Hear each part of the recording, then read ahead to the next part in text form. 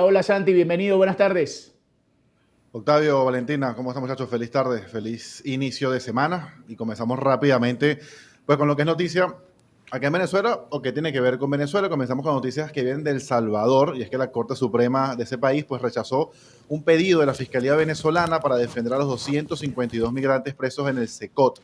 Recordemos que se trata de este grupo de venezolanos que fueron expulsados por el gobierno de Donald Trump el pasado 15 de marzo, es decir, ya va para casi 3 meses, acusados sin mayores pruebas de ser integrantes de la banda del Tren de Aragua y recluidos en esta cárcel de máxima seguridad allí en El Salvador, construida para pandilleros por el presidente Nayib Bukele. Declararse sin lugar la intervención requerida mediante correo electrónico, notificarle al fiscal Tarek William Saab por no cumplirse con los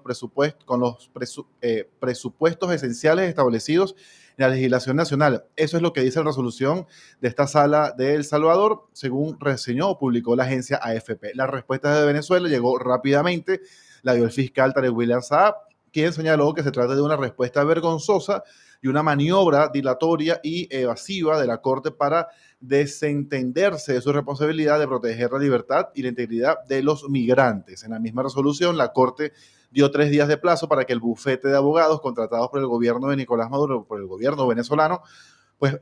presenten los recaudos para defender a estos 252 migrantes y entreguen toda la información requerida. La resolución además indica que los abogados deben aclarar cuál es el reclamo concreto que desean o plantean ante esta sala, señalando cuáles son los hechos alegados. Además, se le pide que aclaren por qué razón, quizás esto es lo más importante, por qué razón aseguran que las personas mencionadas en ese escrito de solicitud están en el SECOT. Es decir, la resolución, la respuesta de la Corte pone en duda que estos venezolanos estén allí en el SECOT. Hablando de detenciones, pero acá en Venezuela, en este caso,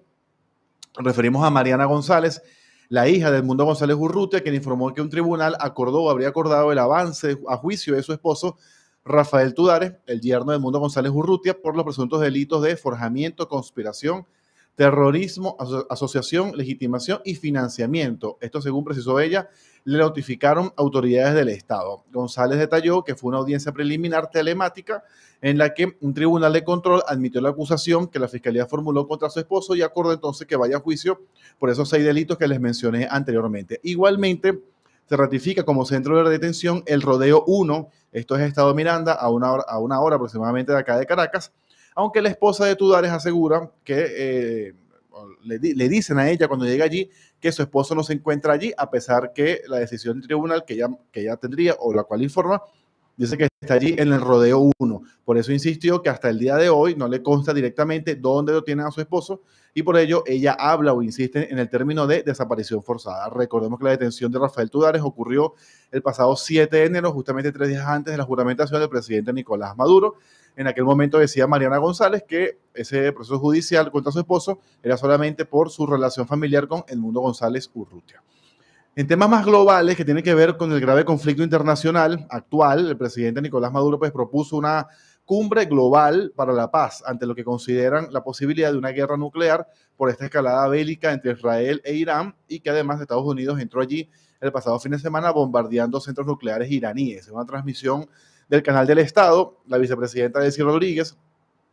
que se reunió con todo el cuerpo diplomático acreditado en Venezuela, leyó una carta del jefe de Estado en la que propone que esta cumbre se celebre a mayor brevedad posible en un país acá en la región, en América, con el fin de asegurar la participación directa de los actores más involucrados y enviar una señal clara de voluntad regional para la paz. Pero escuchemos justamente parte de lo que decía esta carta que era leída por Delcy Rodríguez, repito, una carta de Nicolás Maduro en cuanto que tiene que ver con este conflicto armado entre Israel, Irán y Estados Unidos. Como parte de los compromisos que la cumbre debería buscar impulsar, proponemos avanzar en la creación de una zona libre de armas nucleares en Asia Occidental y exigir al Consejo de Seguridad de Naciones Unidas un mecanismo inmediato de desarme nuclear en Israel, cuyo arsenal secreto representa una grave amenaza a la estabilidad regional y del mundo.